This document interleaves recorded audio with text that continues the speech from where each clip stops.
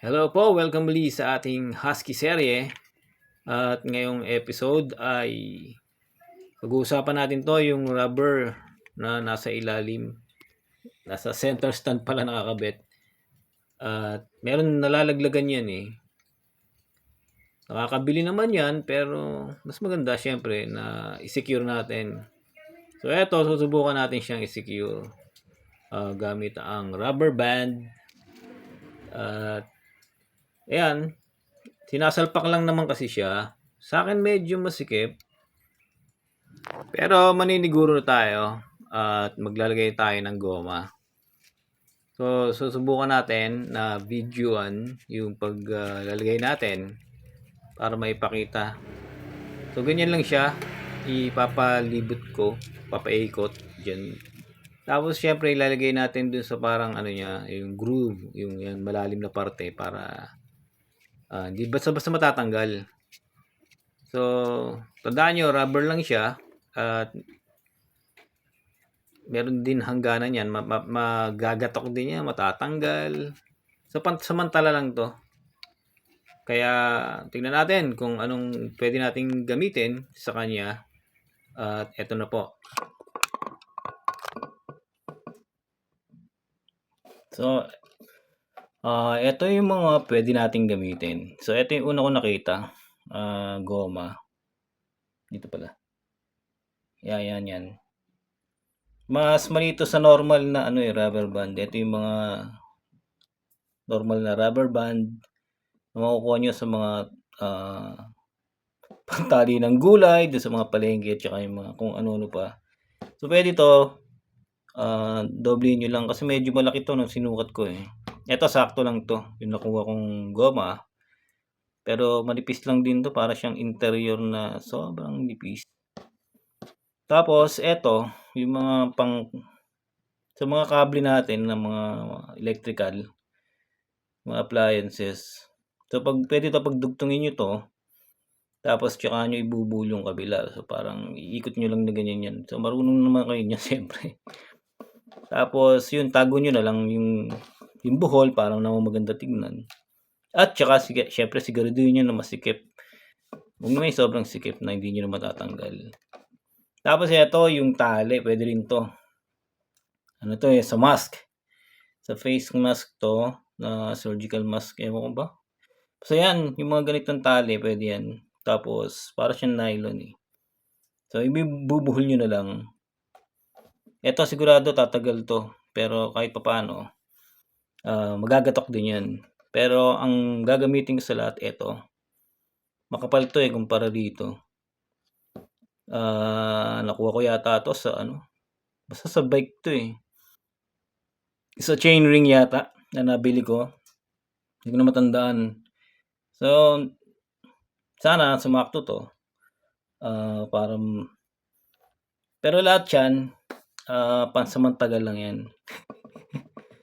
Siguro tatagal, pero magagatok din yan. May hangganan lang din naman ng rubber eh. So, para sa akin, pinaka-the best yung cable tie. Kasi wala akong team nun eh. Kaya puti lang. Kaya ito lang muna gagamitin ko. Pag nakahanap na lang ako nakabili. Tsaka ako na lang papalitan. So, ayun, ikabit na natin. So, ito, yan yung goma na isi-secure natin gamit yung rubber band. So, goma sa goma. Ayan, medyo masikip naman siya pero maniniguro na tayo. Salamat dun sa mga nagbigay ng idea sa atin na nalalaglag din pala yan. Ayun, shoutout din pala dun sa mga positibo mag-comment. Nakakataba ng puso. Ayun, may laman po yung mga comment nyo at saka talagang informative, nakakatulong. Respond din niya doon sa ating last video tungkol sa fuel consumption. So, meron kasi mga negatibo, may mga nagalit, at meron din nagsasabing masasama. Pero kasama naman yan. Okay lang yun. Huwag na lang natin sila pansinin. Anyway, meron naman talagang ano, ang maganda niyan ano, marami rin yung nakakaintindi at saka yung, malinis ang kalooban. So itong ano, channel natin ay hindi lang channel ko, isa na 'tong community. So nagtutulungan dito at, nangangaral, ayan, minsan natututo tayo, tapos nag-aaral siyempre nga. Kaya meron din talagang ano, mga pabigat. But anyway, ayan. So ganun lang ang gagawin natin 'no, parang papaikot lang natin yung rubber, tapos sasabit lang natin dun sa pinaka-hook. Ayan yung nasa gilid na yan, yung nasa dulo ng hinlalaki ko, ayan yung tinuturo ko na yun. Hook yun, medyo malapad lang siya. So, nakapaikot yung rubber band. So ayan, ginagamitan ko na lang ng ano para mahatak. Pero actually, mapuputol yung video at hindi ko na ginamitan yan kasi nga stretchable naman ang rubber, flexible. So hindi na kailangan. Pero at least may idea kayo kung sakaling masikip yung rubber na gagamitin nyo naman, maliit. Yung mga pambuhok, yun medyo maliit yun Siguro sakto rin yun. Gagamit lang kayo niyan, tapos meron lang technique. So ang maganda unahin nyo yung bandang harapan, yung yayakap sa harapan, yun ang una nyong i-hook bago yung nasa likod, yung nasa loob. Kasi yung nasa harapan, dudulas lang uli yan pabalik So pag nilagay nyo na yung nasa likod, syempre naka ano yan, hook against dun sa kanya, kaya maglalak. So sana naintindihan nyo. Basta yun ang importante, masecure natin yan. Sayang din baka malaglag At anyway, gusto ko munang i-shoutout yung ating mga ka-husky na positibo ang mga komento. Kagaya ni Dominic, na-appreciate daw niya yung ating honest review. So, pati si Sir James na may laman yung mga kanyang komento, ibig sabihin nakakatulong, informative, tapos nakakataba ng puso. Ayun. So dahil sa inyo, ipagpapatuloy natin tong gawa ng video tungkol sa ating husky para matuto tayo. Siguro sana makatulong. So ayan po, isasama na natin to, ang video na, pero kasi nagtanong kung saan daw makikita yung voltmeter. So dyan, sa may right corner sa taas. Doon din yung yung orasan. So papalitan mo lang siya. Ayan, doon sa TCS mo siya pwede makita o i-set diyan sa total trip, tsaka sa wag lang doon sa change oil.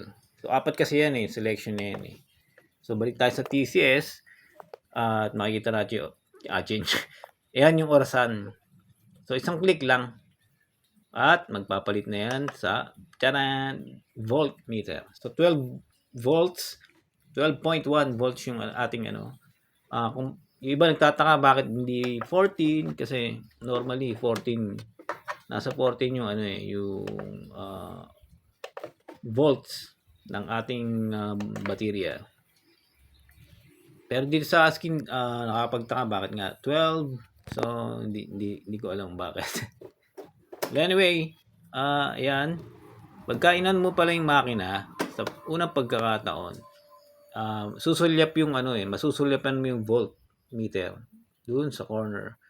Pero babalik din siya sa oras. Bakit ganyan yung kuha ko? Pasensya na, medyo nakakahiling kuha ko. So ayan, bumalik siya sa oras. So ayun po, ulitin natin. Ayan, pag nakapatay, pag sindi mo, lalabas yung voltmeter muna. So 12.1. Tapos babalik din siya sa oras. Pag ilang segundo, yan, bumalik na sa oras. At dun sa nagtatanong naman tungkol dun sa pag-reset nung change oil indicator, So i-reset mo lang siya pagka naabot mo na yung change oil meter. Pagka kunyari kasi ang default natin guys 1,000 kilometers. So pag na-reach ko na yun, magbi-blink na yata o basta ilaw yung change oil indicator, dun mo lang siya pwedeng i-reset. Kagaya niyan yung sa akin 254 kilometers pa lang. So kahit na anong gawin kong pindot dyan, hindi pa rin siya ma-reset. Well anyway, so pag na-reach mo na yan, so lagay mo lang dyan, tapos habang nakailaw, ipipress mo lang naman ng 2 beses yung S button. So ganun lang siya kadali. At yun. So anyway, salamat sa panonood. Hanggang sa muli, ating mga husky. Ride safe. Bye.